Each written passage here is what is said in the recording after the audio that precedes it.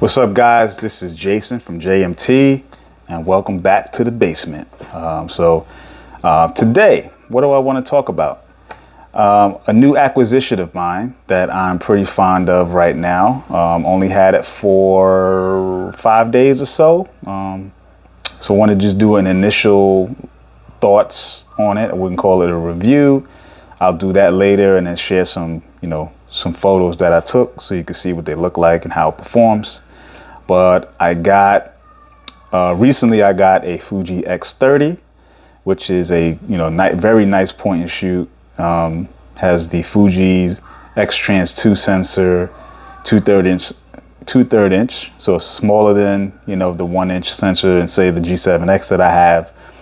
So it's a small sensor, but still, the quality of the camera is great. It has an EVF, tilt screen, all that goodness. But it's a bigger camera, so it's an intentional camera, right? And I'll talk about that in another video. But every camera has a purpose. Now that I've been into photography as a semi-pro enthusiast for the last couple of years, I've really kind of finding my mold and what it is photography is to me, and what cameras fit a ecosystem of mine in terms of my style and what is it I want to accomplish. So what I wanted, I've always been looking for in the latter part of this year, is something that's fun, that's always with me, and can be a replacement for my phone. Because most of my cameras, are APS-C, interchangeable lens cameras from Fuji. So they're bigger and you need a bigger bag to just be intentional to carry it around. But, my G7X has kind of always been like my phone replacement, but even that, it's bigger, it's more serious, and also the fun factor in that camera isn't quite there. There's a lot of little things like, when you got first world problems, you could be petty. And for me, being petty and say like the wheel on the G7X Mark II, like the back dial, just very thin and tinny, just feels, unnatural. I love the camera though. I'm not going to give it up. It's still part of my arsenal, so I'm keeping it.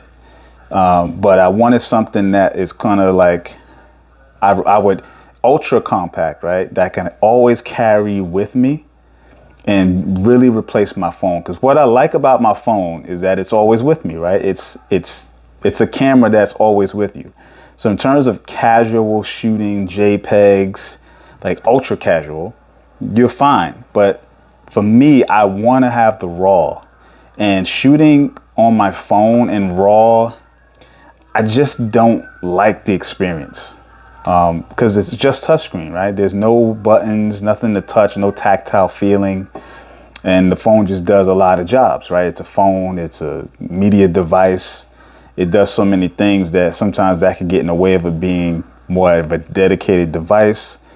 And also the Samsung Note 10, in order to get into the Pro mode, you have to be intentional about setting it into Pro in order for you to get the RAW and JPEG function, right? Whereas with the camera, you set that RAW and JPEG function and it stays that way no matter what. So you turn it on, you shoot, even if you shoot in auto or any other modes you choose, manual, aperture priority, shutter priority, it's going to be shooting RAW and JPEG at the same time. Whereas with my phone, I have to be intentional. So if I see something I just want to shoot and I may want to keep the RAW, I have to be intentional about putting the phone into Pro mode in order to do that. And that to me is kind of where the hang up is.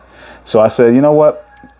What if I got something that was comparable to my phone in terms of megapixels and aperture, that was ultra compact, that I could literally be like the sidekick, buddy to my phone, because I could have the Wi-Fi transfer and all that stuff going on, so that, if I want just a JPEG, I got it. But then if I wanted to have RAW, the camera itself would have the RAW file and I can go process it. Because sometimes you're out and about, and as a photographer like myself who does a lot of things, I can get into a lot of things. Sometimes, I'm a portrait photographer. Sometimes I do food. I do food reviews on my blog on my website. Sometimes I want to put a review on Google of a restaurant I visited. So there's a lot of intentions that can happen, and I just want to be able to have the ability to get from the casual to raw / semi-pro professional. And so the camera I chose, and the title probably gave you a clue anyway, is the Fuji XQ1, an oldie but goodie, guys. Really digging it. As you know, something I've been doing recently is blacking out the camera, especially if it's black, right? I black out the logo. So this is a Fuji XQ1, right? There is a Q2 out there, but I went with the Q1. I got a good deal on it. Yeah, so this is the camera. So very simple, very small and compact. I mean, super small. Look at my hand. I have, medium-sized hands, not huge hands. Fits, very simple. There's no grip on it. It's really just a black box, and that's it. So since I have the X30, this literally has a very similar, actually the same sensor and megapixels as the X30. The lens is just a little different. So let me tell you how I shoot with this. So again, going back to the X30, that has an f2 to 2.8, 28 millimeter to 112 equivalent lens, right? Fantastic lens, great, fast on both ends. If you're out in good lighting, even indoors, if you control the ISO, you got great shots. But again, it's a bigger camera, so you're going to be using it intentionally. You gotta have a bag. You gotta be prepared to take it. XQ1, super small, fits in your pocket. I do carry a sling. Now the sling isn't made for cameras, but it can fit decent amount of stuff, and even can fit the Canon G7X Mark II that I have. And so between those two, those might be my two swappable, EDC cameras to carry. But the XQ1 is even smaller than that. Doesn't have a tilt screen or anything. And so the way I use it is like a prime. I use this like a prime camera, like a prime a camera with a prime lens on it. I tend not to zoom. At least that's how I'm using it right now, right? Because I've been mostly indoor shooting, testing it. Haven't gone out a whole lot yet, but I plan to. But the lens on this, like I said, is different than the X30. It has a 25 to 100, 1.8 to 4.9. So the downside is once you start zooming in, you're getting slow right off the bat. Like it goes from 1.8 to 3.6 right off the bat.